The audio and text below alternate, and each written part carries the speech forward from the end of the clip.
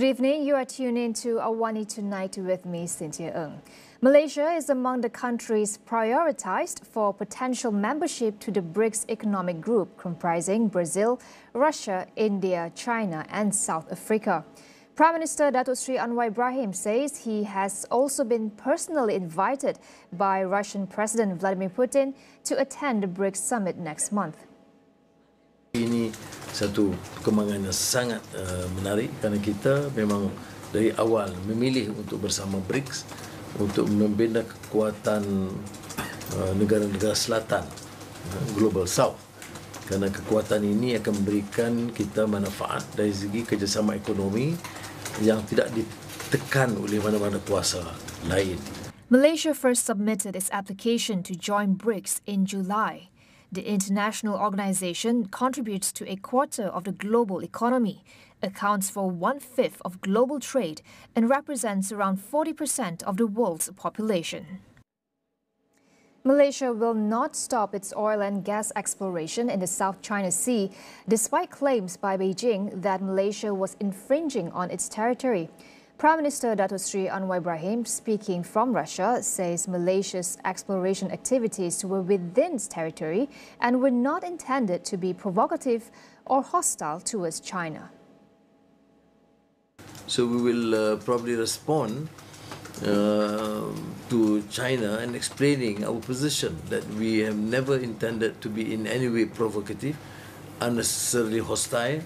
China is a great friend.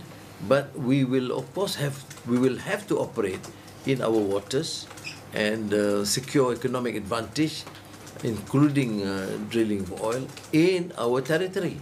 The Foreign Ministry said on Wednesday it would investigate the leak of a classified diplomatic note from the Chinese Foreign Ministry. In the note, which was carried by a Philippine news outlet, Beijing asserted that Malaysia's oil and gas exploration in the South China Sea breached its territory. 3 of the 7 Malaysians detained for illegally entering Philippine waters will be flown to Manila before being deported to Malaysia. Home Minister Datuk Seri Saifuddin Nasution Ismail says the 3 were from a fishing group of 11 arrested by the Philippine Coast Guard for trespassing on Sunday. Saifuddin said the other 4 Malaysians are still being held in the southern Philippines. On Sunday, Philippine authorities detained 15 individuals, 7 Malaysians and 8 Chinese nationals, on suspicion of illegally entering the country's waters. They were apprehended near Sitangkai, Tawi-Tawi, in the southern region, while on 2 speedboats during a fishing trip in Malaysian waters before straying into Philippine waters. On Wednesday, the Tourism, Arts and Culture Ministry announced the suspension of the Sabah Tour Company's operating license, which was involved in organizing the fishing trip. A police investigation is ongoing. Bank Negara Malaysia's Monetary Policy Committee has decided to maintain the overnight policy rate OPR at 3% at its meeting today.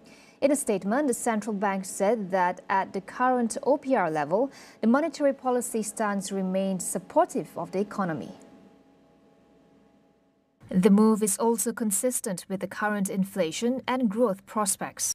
On the Malaysian economy, the central bank said the latest indicators point towards sustained strength in economic activity in the second quarter of 2024, driven by resilient domestic expenditure and better export performance. Both headline and core inflation averaged 1.8% in the first 5 months of the year. Inflation, the central bank said, is expected to trend higher in the second half of the year amid the recent rationalization of diesel subsidies. For the year, headline inflation is expected to average within the earlier projected ranges of 2 to 3.5%, while core inflation 2 to 3%.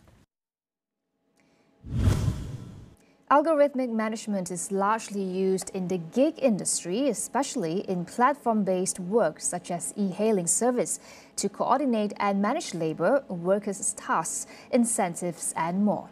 While they may increase efficiencies and conveniences, Dr. Rachel Gong from Khazanah Research Institute argues that its unregulated use may also impact gig workers negatively. Basically, when the work of coordinating and managing labor, for example, tasks like assigning jobs or adjusting the prices of jobs and setting and delivering incentives, when all that is done using computer programs instead of having a human manager come in and make those decisions.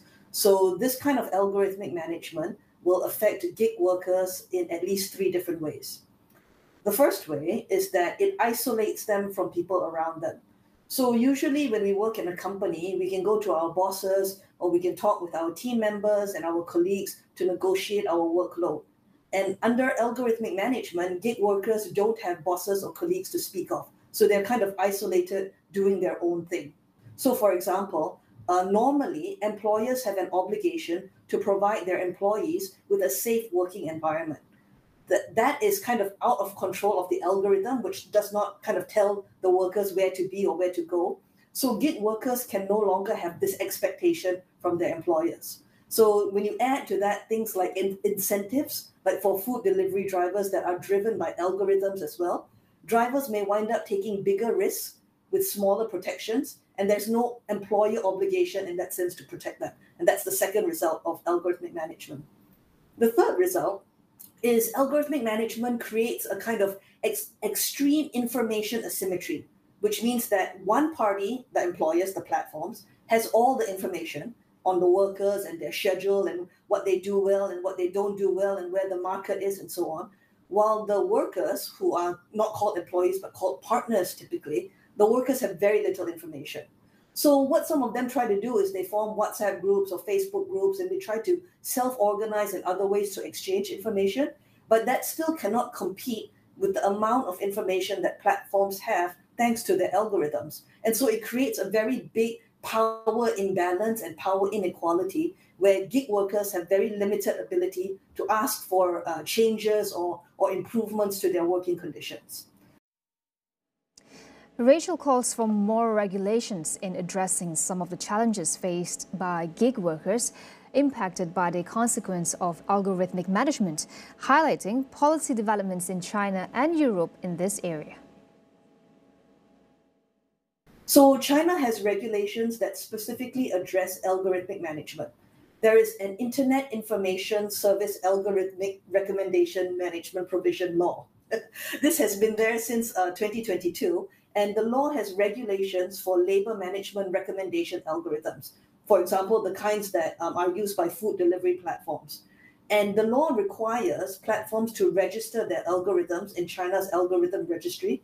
And platforms report that once they've registered their platforms, registered their algorithms, they also take measures to make sure that these algorithms give drivers a bit more time to deliver their orders and allow them to ask for more time if they need it. For example, if there's a traffic jam or something, so it doesn't incentivize them for speed all the time. So this shows that it is possible to regulate platforms by regulating algorithms, and this is a kind of regulation that will lead to benefits for workers. The second policy development we see is coming out of the European Union, in the EU, where antitrust regulations such as the Digital Markets Act applies differently to different platforms depending on their size and their reach. So the larger platforms with disproportionately large influence in the market will face stricter rules and stricter regulations than smaller platforms. So in this way, the platforms whose algorithms are more likely to have effect on a large proportion of workers will be regulated more closely. And this kind of two-tiered regulation model will allow us to hold larger platforms accountable while giving smaller platforms more opportunity to grow and expand in the market. We will be back with more after the break.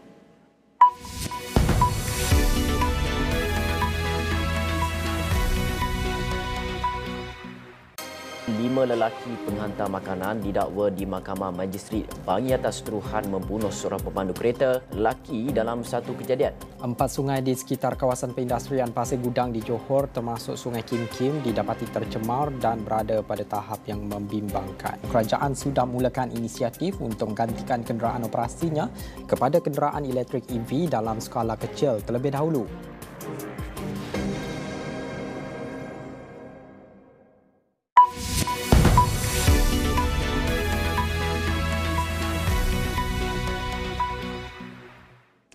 Welcome back. Over in the U.S., a 14-year-old has been charged with murder after 4 people were killed in a school shooting in Georgia.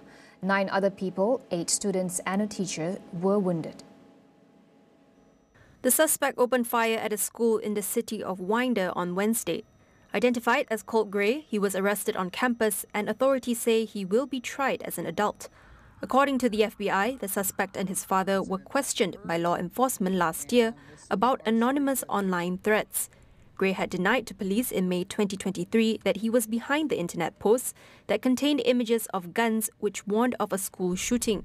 His father revealed there were hunting guns in the house, but that the suspect did not have unsupervised access to them. Olympic athlete Rebecca Cheptegei has died days after she was set on fire by her former boyfriend. The 33-year-old Ugandan marathon runner who competed in the recent Paris Olympics had suffered extensive burns after the attack on Sunday. Police said Cheptegei was assaulted by her Kenyan ex-partner, who reportedly snuck into her house while she was at church. He allegedly used petrol to set Cheptegei on fire, where she suffered over 75% burns to her body. The issue was believed to be a dispute over the land in Kenya where her house was built. Cheptegei competed in her first Olympic Games in Paris just a few weeks ago, where she finished 44th. There are concerns about the increasing cases of violence against female athletes in East Africa. Cheptegei's death comes just 2 years after the killings of Kenyan athletes Agnes Tirop and Damaris Mutua, with their partners identified as the main suspects in both cases by the authorities. A French woman whose husband has admitted to drugging her repeatedly over 10 years so she could be raped by dozens of strangers says the police had saved her life by uncovering the crime. 72-year-old Giselle P. takes the stand today in a mass trial involving 51 of her alleged abusers, insisting that the trial take place in public so that the full facts of the case emerge. She said her world fell apart as she recounted the moment when investigators first showed her the images of sexual abuse orchestrated and filmed by her husband. She described scenes of the rape as barbaric, adding that at first she couldn't even recognize the woman in the pictures. Her husband, Dominic, is accused of abusing her between 2011 and 2020, drugging her with sleeping pills and then enlisted dozens of strangers to rape her. The 71-year-old retiree documented his actions in a hard drive with a folder labeled abuse, allowing French police to track down more than 50 men suspected of raping her while she was drugged. The investigators counted around 200 instances of rape, most of them by Dominic and over 90 by strangers enlisted through an adult website. Most suspects will face up to 20 years in jail for aggravated rape if convicted. The trial is expected to last 4 months until December 20th. Russia previously wanted Joe Biden to win the U.S. presidential election, but now it supports Kamala Harris over Donald Trump, says President Vladimir Putin. He had said earlier this year, before Biden withdrew from the race, that he preferred him over Donald Trump because Biden was a more predictable old-school politician. Я же говорил, у нас, значит, фаворитом, если можно сказать, был действующий президент, господин Байден. Вот он, его сняли с гонки, но он рекомендовал всем своим, значит, сторонникам поддержать госпожу Харрис. Ну вот и мы тоже так сделаем, будем ее поддерживать. Это, во-первых, а во-вторых... Раззавещали, значит, надо, да? Вот. А во-вторых, она так выразительно и заразительно смеется, что это говорит о том, что у нее все хорошо. That wraps up AWANI Tonight. I'm Cynthia Ng. Thank you for watching. Good night.